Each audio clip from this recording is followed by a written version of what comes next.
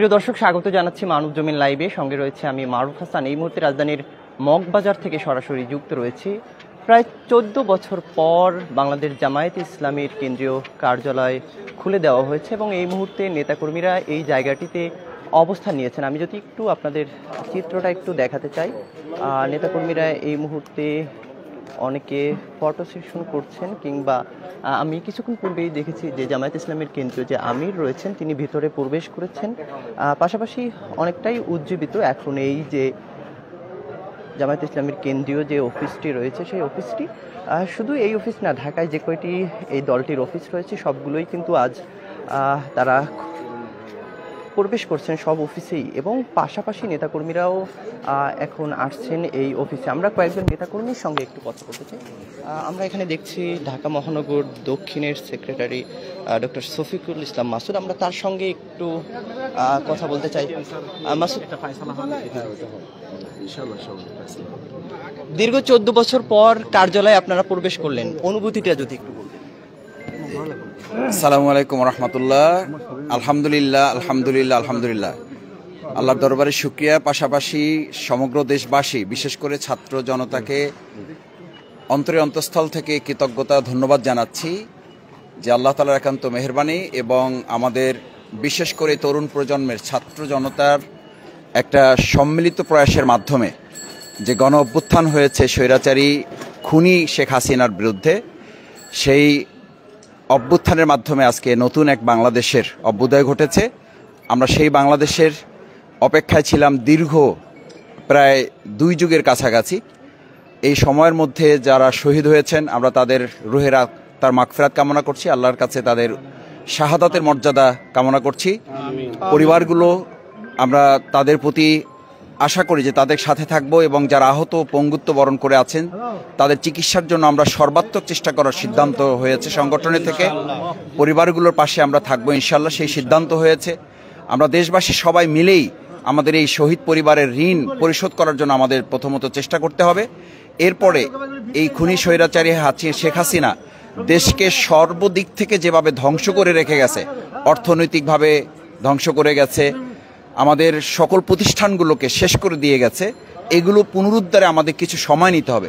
আমি আশা করব সেই সময় পর্যন্ত দেশবাসীর ধৈর্যের সাথে এই পরিস্থিতি তারা মোকাবেলা করবে ইনশাআল্লাহ। এবং সেই পরিস্থিতি মোকাবেলায় আমি দেশবাসীকে আরও ধৈর্য ধরার এবং সম্মিলিতভাবে যে কোনো চক্রান্ত ষড়যন্ত্র এখনও চলমান আছে বলে আমরা বিভিন্ন সূত্রে শুনতে পাচ্ছি। আমি বিশ্বাস করি এই দেশের জনতা, ছাত্র সবাই মিলে যখন ঐক্যবদ্ধ থেকেছে তখন পাহাড় সমান ষড়যন্ত্র এই আসমান সমান জনতা এবং ছাত্রদের ভূমিকার কাছে এগুলো সবসময় হার মেনেছে এবং ভবিষ্যতে হার মানবে ইনশাআল্লাহ।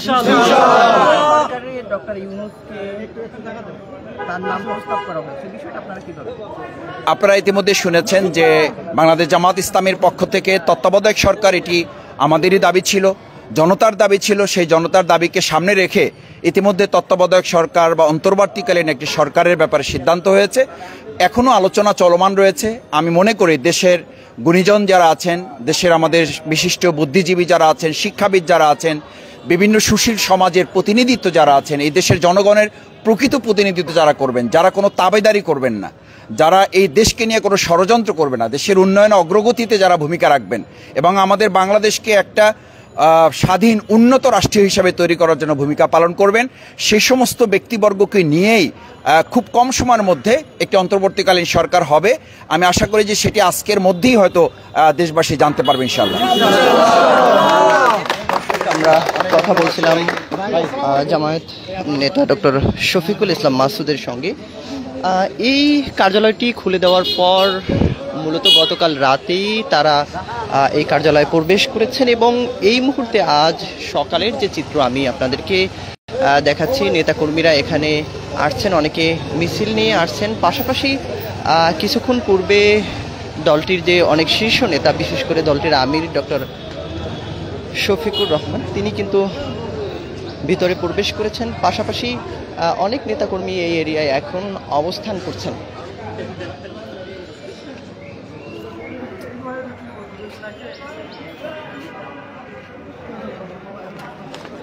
আমরা একটু এই কার্যালয়টির ভেতরের চিত্রটি আপনাদের দেখাতে চাই।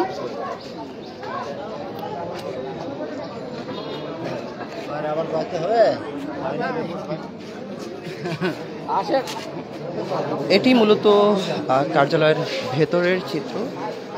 নেতাকর্মীরা এখানেও রয়েছেন, পাশাপাশি এটির কয়েকটি ফ্লোর রয়েছে। সব জায়গায় মূলত এখন তাদের নিয়ন্ত্রণে বলা যেতে পারে, এবং তাদের সব নেতাকর্মীরাই এখন এখানে অবস্থান নিয়েছেন।